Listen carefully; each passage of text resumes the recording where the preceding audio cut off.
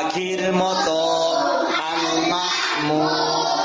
আম্মা বলেন পড়ে শোনা, আব্বা বলেন মন দিয়ে।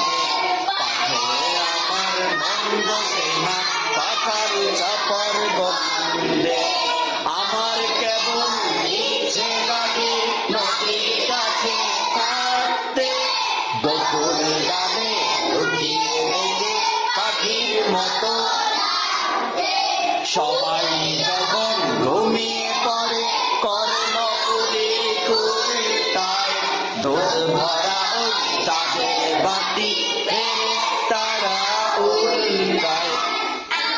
কেবল ভাবতে থাকি কেমন করে ঘুরব, কেমন করে শহর ছেড়ে সবুজ গায়ে ঘুরব।